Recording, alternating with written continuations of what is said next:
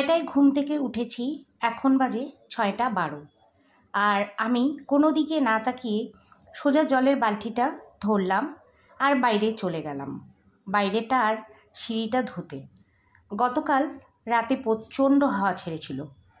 পাশে যে মন্দিরটা আছে সেখানে 2টো গাছ আছে, সেই পাতাগুলো সব আমার বাড়ির মধ্যে ঢুকে যায় আর ধুলোয় ভরা, না পরিষ্কার করে দেখা যাচ্ছিল না জাস্ট।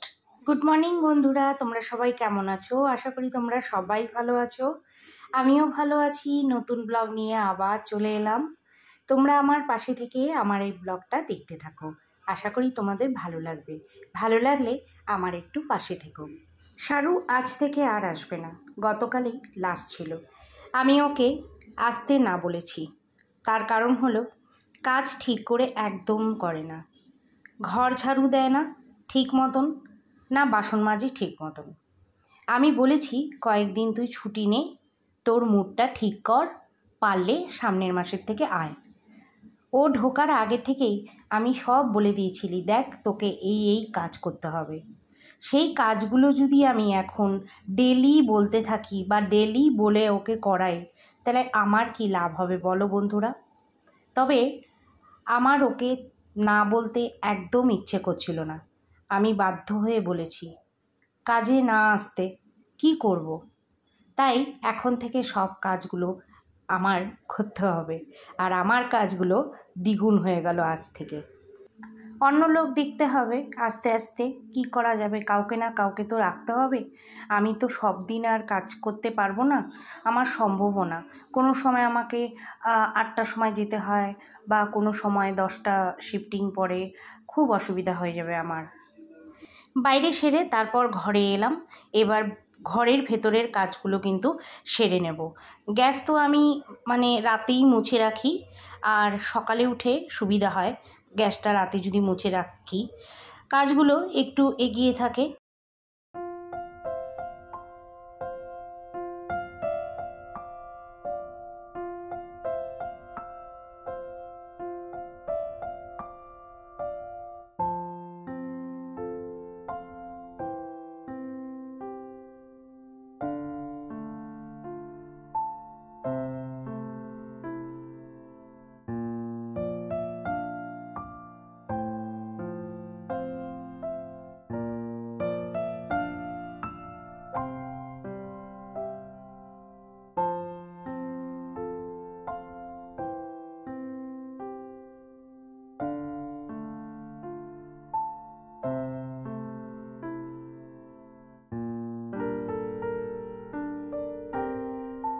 বানাজা এখনও আসেনি, তবে এখনই আসবে, আসার টাইম হয়ে গেছে। আর এই বাসনগুলো দেখছো একটা গামলার মধ্যে শারু মেজে রেখে দেয়, তো এই বাসনগুলো কিন্তু শারুই গুছিয়ে রাখে, আর আজ থেকে আমার করতে হচ্ছে। দেখো বললাম না যে আমার কাজ কিন্তু আরও বেড়ে গেছে।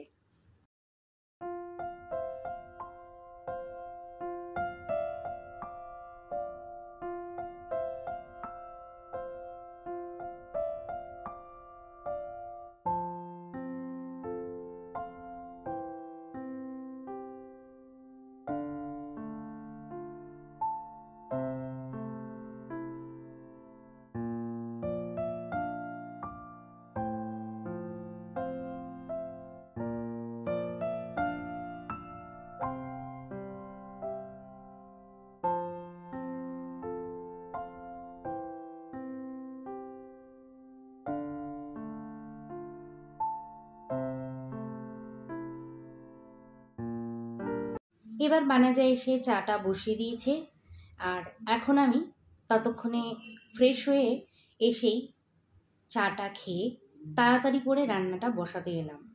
আজ আমি শর্টকাটে পাতলা পনির তরকারি করব আর ধনেপাতা বাটা করব। একদিকে আমি কড়াইটা বসিয়ে দিয়েছি, পনিরটা ভেজে নেব, আর একটা চুল্লিতে আমি একটু জল দিয়ে, জলের মধ্যে একটু লবণ দিয়ে জলটা ফুটাবো, কারণ পনিরগুলো এখানে ভেজে ভেজে এটার মধ্যে আমি কিছুক্ষণের জন্য রাখবো।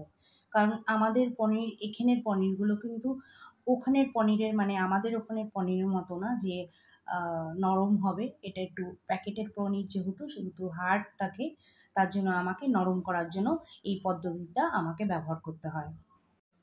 এবার পনিরগুলো ভেজে নেওয়া হয়ে গেছে, আমি তুলে ওই জলটার মানে গরম জলটার মধ্যে কিছুক্ষণের জন্য রেখে দেব।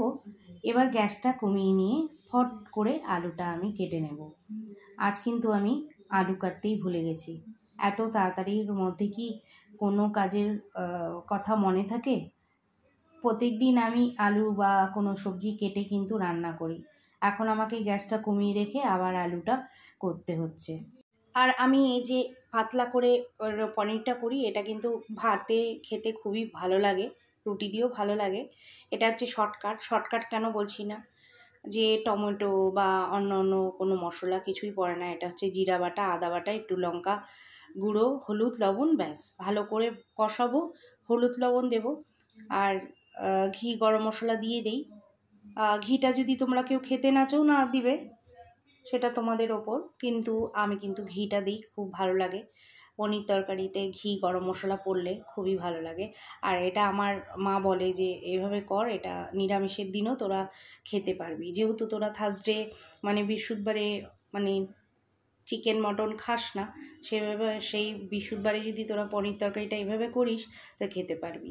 আমি সেই মার কথা শুনেই কিন্তু আমি এইভাবেই মানে নিরামিষের দিন করে থাকি। তো আজকে কিন্তু আমাদের নিরামিষ না, যেহেতু আজকে সারু আসেনি, তো আমার কিন্তু আজকে কাজটা বেশি থাকবে আর আমি একটু দেরি করেই উঠেছি। তো আমার এতগুলো কাজ সেরে আমাকে কিন্তু আবার টাইম মেনটেন করতে হয়। গ্যাসটা আমি কমিয়ে দিয়ে তরকারিটা কষাতে দিয়েছি, আর আরেকদিকে আমি ঘরগুলো ঝাড়ু দিয়ে নিচ্ছি।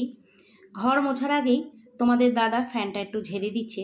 ফ্যানে যদি ময়লা থাকে তাহলে কি আবার হাওয়াটা না একটু গায়ে কম লাগে। আর এখানে দেখো কত ময়লা বাড়ালো ঘর থেকে। ওই যে বলেছি রাতবেলা, গতকাল মানে রাতে এমন হাওয়া হয়েছে, মানে একদম ছোট ছোট যে পাশের মন্দির থেকে যে ছোট ছোট পাতাগুলো সেগুলো ঘরের মধ্যে ঢুকেছে। আর দেখো এত ময়লা, সবগুলো গুঁড়ো গুঁড়ো, মানে ছোট্ট কী গাছের পাতা জানি না কী গাছ বলে এটাকে, পাতাগুলো একদম গুঁড়ি গুঁড়ি, মনে হচ্ছে ওই যে গ্রিন কালারের মানে সবুজ কালারের ছোট ছোট পোকা থাকে না, ঠিক ওই টাইপের। তারপরে ঝাড়ু দেওয়া হয়ে গেল, ঝাড়ু দিয়ে আবার রান্নাঘরে চলে আসলাম।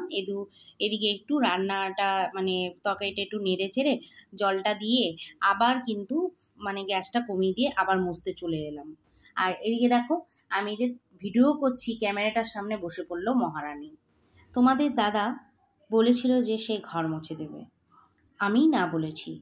আমার ভালো লাগে না তাকে দিয়ে ঘর মোছাতে, তবে হ্যাঁ হঠাৎ করতে দিতে বাধ্য হই।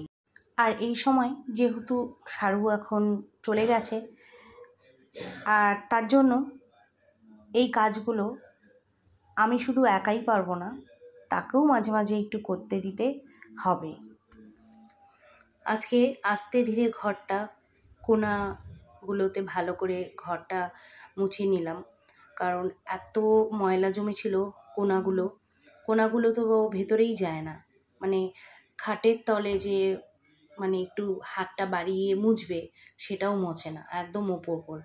আর ওকে কতক্ষণ দেখবো আমি জানি না, সবসময় কি ওর পিছে পিছে দেখতে থাকবো কোনাগুলো মুছেছে না মুছেনি, তাহলে তো আমার মানে প্রচুর টাইম লস হবে। তো আজকে আমি একটু ভালো করে মুছলাম, আমার একটু ভালো লাগছে যে ঘরটা আমি একটু ভালো করে মুছেছি। আর জলটার মধ্যে একটু ফিনাইল দিয়েছিলাম আর একটু সার্ফ দিয়েছিলাম। আজকে না দেখো ঘরটা আমার একটু চকচক করছে।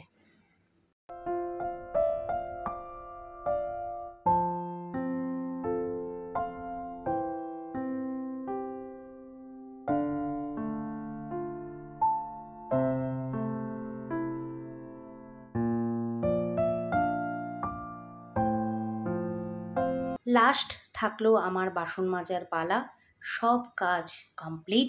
এবার বাসন মেজে আমি চলে যাব স্যালুনে। তো আবার তোমাদের সঙ্গে কালকে আমার দেখা হবে আবার একটা নতুন ভিডিও।